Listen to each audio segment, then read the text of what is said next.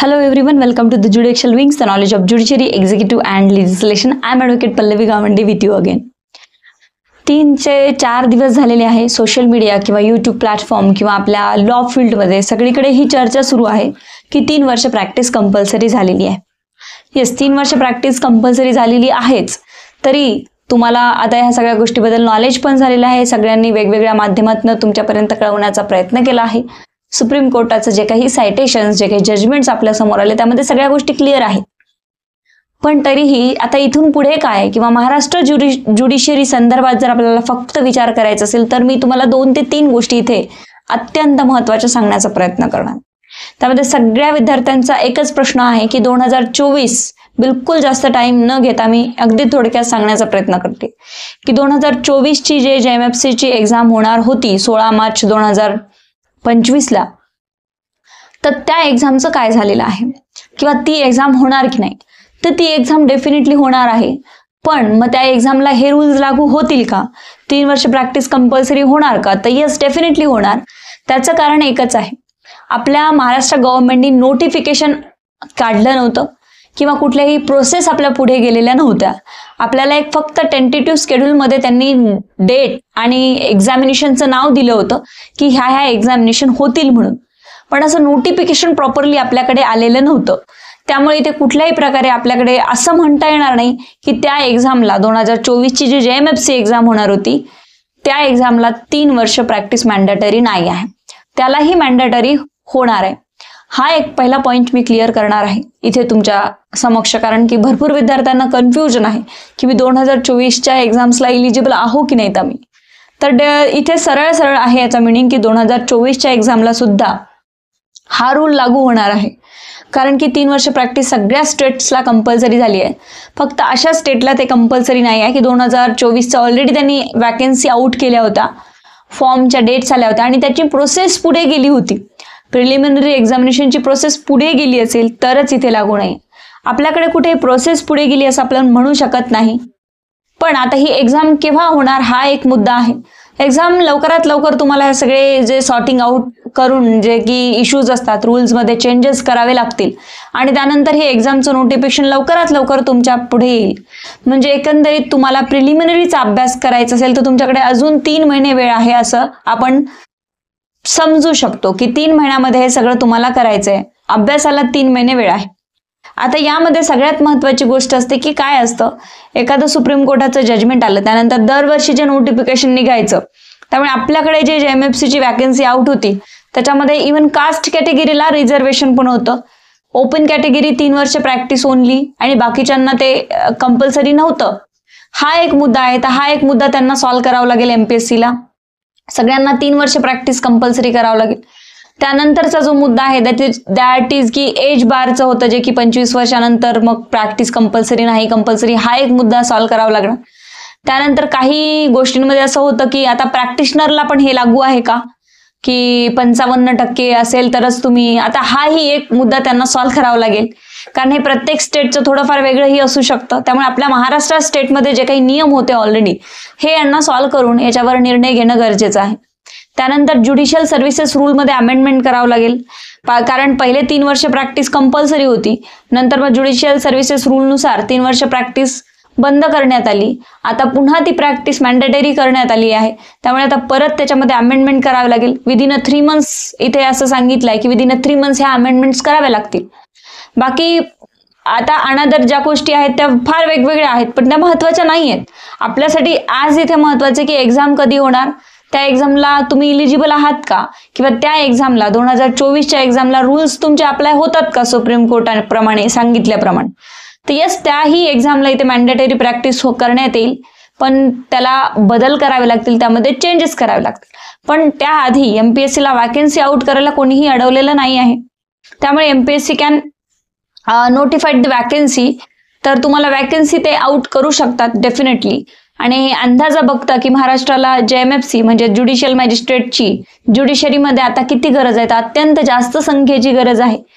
एक जर आपण आढावा घेतला तर त्यामुळे कमीत कमी 250 पर्यंत ही वॅकन्सी तुमच्या या 2 पोस्टमध्ये निघू शकतात. 2025 आणि 2024च्या याच्यामध्ये डेफिनेटली निघू शकतात.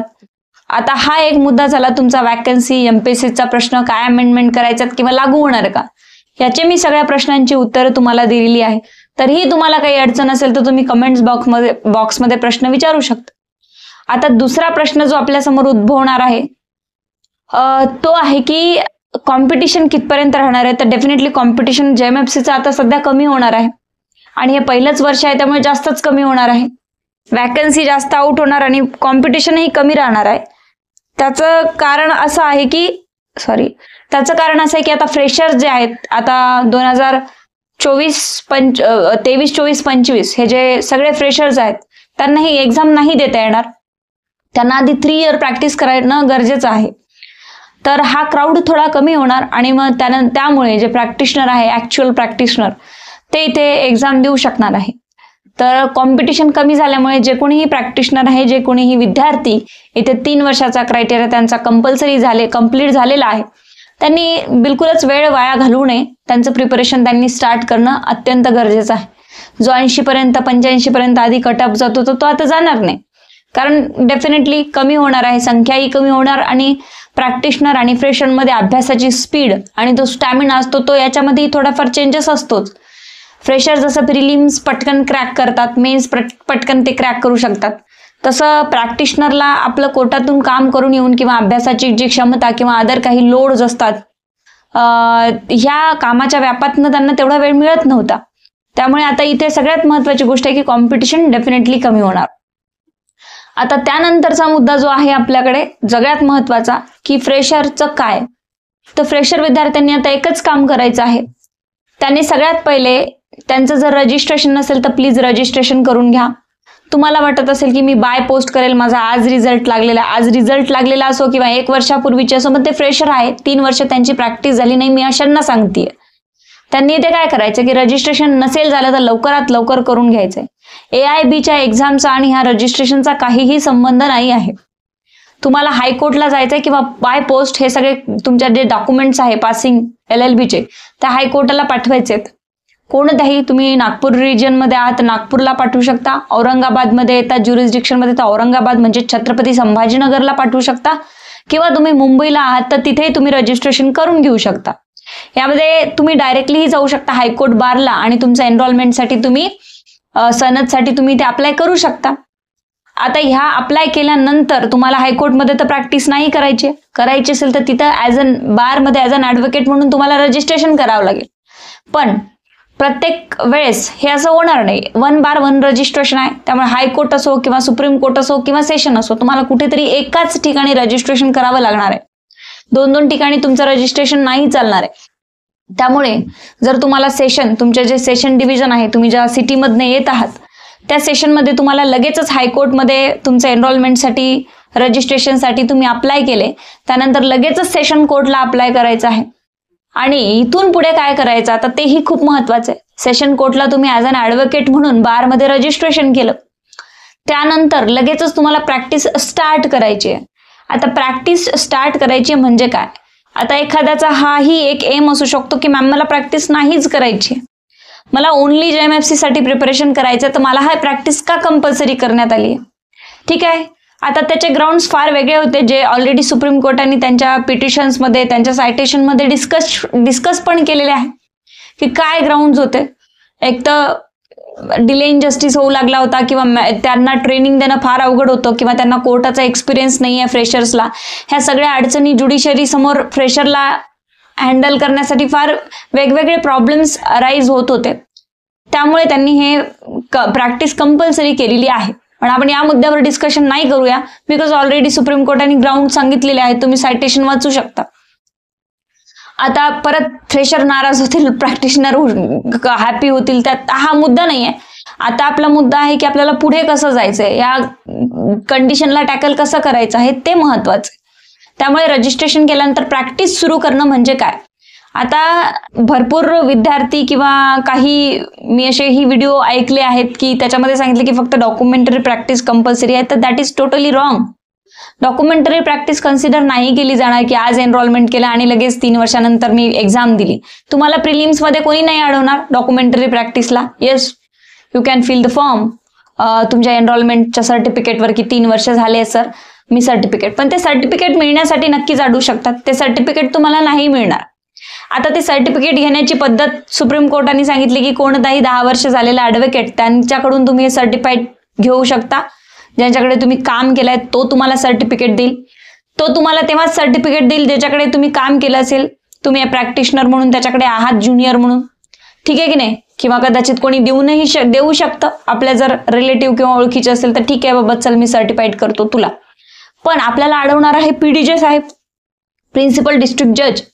प्रिन्सिपल डिस्ट्रिक्ट जज आता सबस्टेन्शियल प्रॅक्टिस शब्द वापरलाय, त्यामुळे प्रिन्सिपल डिस्ट्रिक्ट जज जे आहे ते तुम्हाला काही प्रश्न विचारल्याशिवाय किंवा काही रेकॉर्ड तुमचा आणा की किती केसेसमध्ये तुम्ही अपियर होतात, किती दिवस कोर्टात अपियर होतात, या सगळ्या गोष्टींचा कन्सिडर केल्याशिवाय तुम्हाला सर्टिफिकेट नाही मिळणार आहे.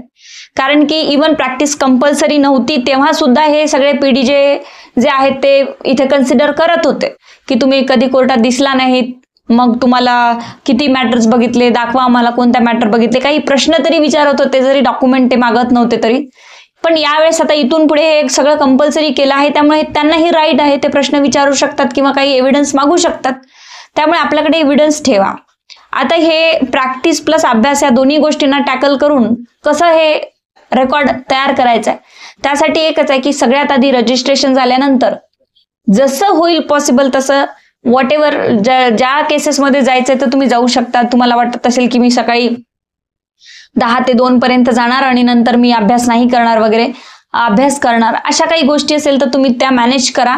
जर तुम्हाला अजून 3 वर्ष बाकी असेल तर तुम्ही 2 वर्ष ऍक्च्युअल प्रॅक्टिस करू शकता. JMFCच्या प्रिपरेशनला फक्त 1 वर्ष लागतं, बरोबर आहे की नाही. त्याच्यासोबत bare act reading, conceptual clarity तुम्ही सुरू ठेवू शकता. कसं आहे, प्रॅक्टिस म्हटलं तरी दिवसातनं किंवा संडे सॅटरडे तुम्हाला 2-3 तास वेळ असाही मिळतोच. त्यामुळे दोन्ही बॅलन्स करणं हे खूप महत्वाचं आहे, ठीक आहे की नाही. याचसाठी स्ट्रॉंग पर्सनॅलिटी बनवण्यासाठी हे सगळ्या गोष्टी बॅलन्स करून डायसवर पोहोचण्यासाठी एक स्ट्रॉंग पर्सनॅलिटीची गरज आहे. त्यामुळे ही कंडिशन रिक्वायर्ड केलेली आहे. तर आता इथे तुम्ही मंथली मधून 15 दिवस जा, कसे जा, 1 दिवस जा, 1 दिवस नका जाऊ, पण असे काही 20 ते 25 मॅटर्स तुमच्याकडे ठेवा की ज्याच्यामध्ये तुम्ही काम केलं आहे त्या ॲडव्होकेटकडे. तुमचे स्वतःचे वकीलपत्र छापून ठेवा, कार्ड छापून ठेवा. त्याच्यामध्ये जेही मॅटर्स येत नसेल, आता तुम्ही नवीन आहात तर तुम्ही ॲडव्होकेटला जॉईन करा, कुठलंही ऑफिस चांगल्या प्रकारे. जर तुम्हाला वाटत असेल की नाही आता मी प्रॅक्टिशनर तर म्हणून आहे पण आता मला JMFC व्हायचं होतं, आता फायनान्शियली प्रॉब्लेम आहे, तर तुम्ही स्टायपंडसाठी रिक्वेस्ट करू शकता ॲडव्होकेटला. त्यांच्याकडे चांगलं काम केलं तर ते स्टायपंड्स पण तुम्हाला देतीलच, हाही एक मुद्दा असतो. त्यानंतर दुसरा प्रश्न असतो तुमचा की यस प्रॅक्टिस ॲक्च्युअलमध्ये कशी करायची. तर प्रॅक्टिस ॲक्च्युअलमध्ये डेफिनेटली प्रत्येक मॅटरमध्ये जेही 20-25 मॅटर तुम्हाला कलेक्ट करायचं आहे. आता ते डिपेंड करतं की तुम्हाला डेटा कलेक्ट करण्यासाठी जायचं की तुम्हाला ॲक्च्युअल प्रॅक्टिस करायची. डेटा कलेक्शन असेल, स्टायफंड नसेल पाहिजे तर तुम्ही इरेग्युलर पण जाऊ शकता. कधी गेलात एखाद्या पर्टिक्युलर केसला, त्या केसचा पर्टिक्युलरली अभ्यास केला आणि त्याचा डेटा कलेक्ट केला, त्याचा केस नंबर लिहून घेतला, कोणत्या केसमध्ये काम केलं, कोणत्या वकीलपत्रावर माझी सही आहे त्याचा नंबर लिहून घेतला, त्याच्या डेट्स लिहून घेतल्या, त्याच्या ऑर्डरच्या कॉपी काढून ठेवल्या. असे 20-25 मॅटर तुमच्याकडे तयार असले पाहिजे 3 वर्षातनं कमीत कमी, बरोबर आहे की नाही. म्हणजे हा डेटा तयार राहील. उद्या चालून PDJ सर्टिफिकेट नाही दिलं तर तुम्हाला हे दाखवता येईल की मी प्रॅक्टिस केली आहे बघा.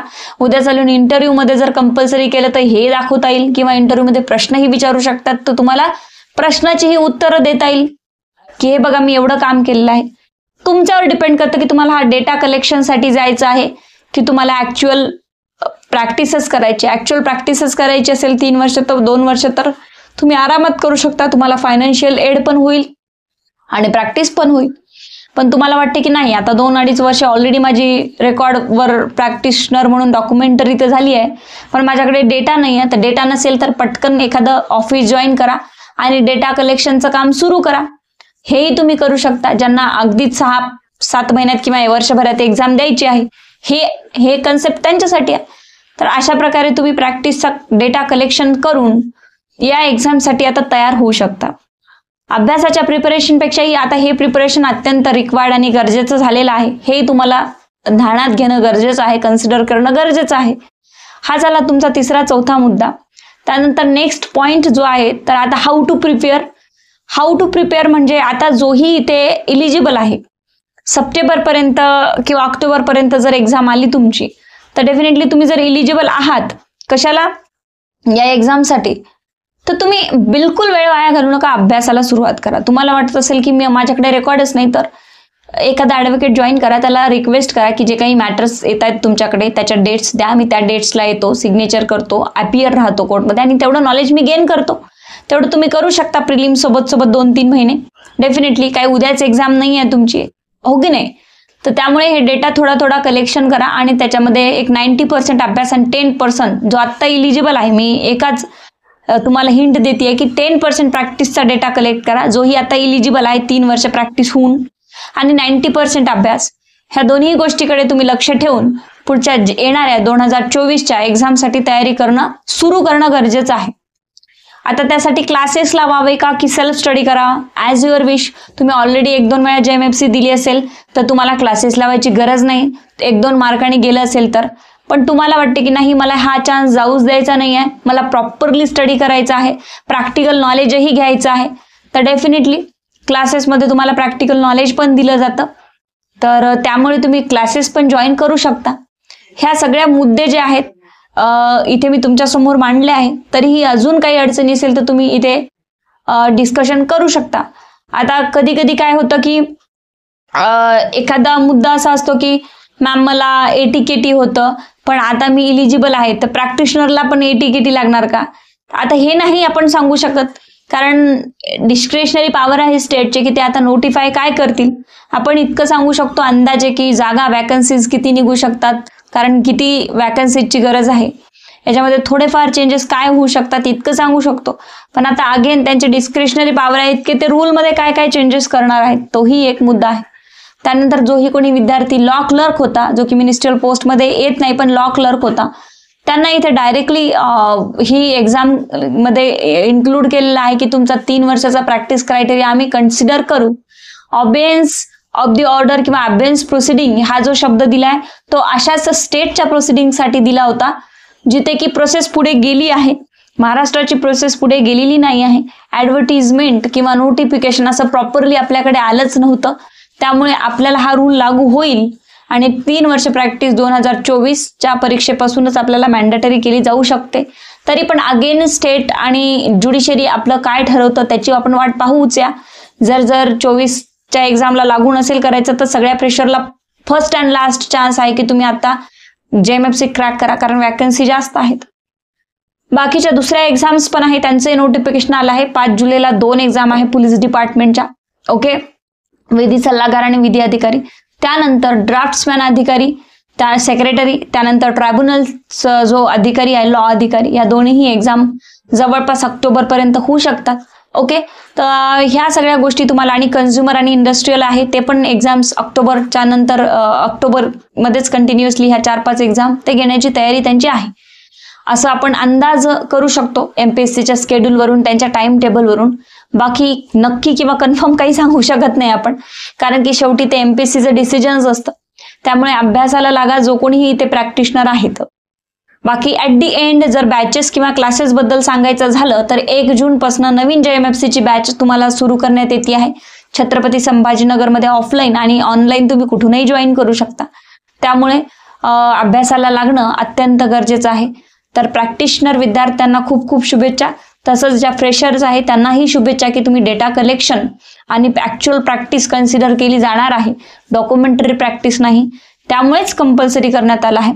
तर ह्या सगळ्या गोष्टींकडे लक्ष ठेवून, ह्या सगळ्या गोष्टींना ऑब्झर्वेशन कलेक्शन करून तुम्हाला अभ्यास करायचा आहे पुढे. त्यामुळे सगळ्यांना शुभेच्छा, आणि जेही सुप्रीम कोर्टाचं डिसिजन आलेलं आहे त्यांचं आपण स्वागतच करूया. So thank you so much. काहीही अडचण आली तर तुम्ही कमेंट बॉक्समध्ये मला प्रश्न विचारू शकता. थँक्यू.